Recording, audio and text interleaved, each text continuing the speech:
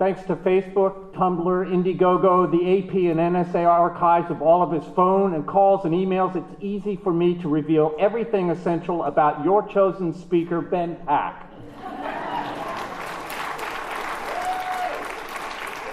He was born on Halloween in Santa Rosa, attended K through 12 and junior college there, grew up and up and up, then emigrated here.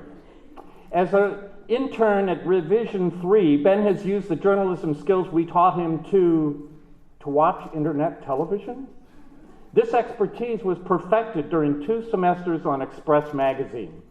First stint almost killed him, but he was rewarded with open heart surgery and lived to tell all in Express Online's most read story. Re-enlisting second semester, he caught the hot potato as editor-in-chief.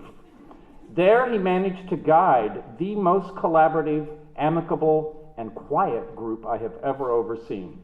How did he do it? I'm still asking. The fear factor? Ben is 6'10", or so. This imprecision is not caused by poor fact-checking or his laziness, but a design flaw of beam scales in his doctor's offices. They don't go as high as he does, or as he will. He's big in every way. Are your parents tall too? Someone asked him on his Tumblr, Ben standing next to things. Our honored internet meme is a non-hyperbolic journalist, and he replied, "My father was as big as an airplane, and my mom as big as a volcano. When he collided with her, I was born." He added, "I am an only child because I devoured all my siblings in the womb." Someone else gushed, "You must give great hugs, man." And Ben, the underpaid, when paid at all journalist, confided he made money on the side when, quote, "busy parents pay me to hug their children in bulk. I can hug about 12 kids at a time who are sad about going to school, so mom can go get her caramel frap from Starbucks. All these parents here, Ben, paid to have their kids hug you, if only to hear that fixed ticker of gold ticking. And everyone's hugging you now."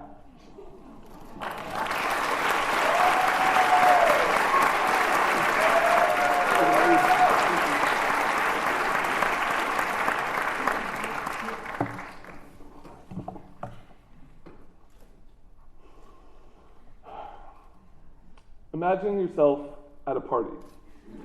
I know it's hard, since we're all upstanding students and we're here with our family and would never think about drinking, but pretend you're at a party. You meet someone new and commence in small talk. "What's your major?"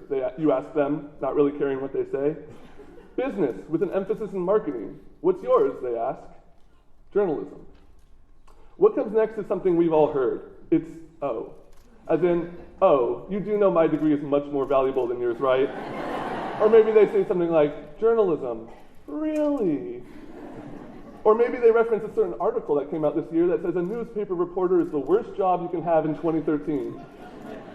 Maybe you jump the gun on them. Maybe you say something like, "Journalism, but like I'm really into multimedia and I don't want a traditional journalism job where I can..."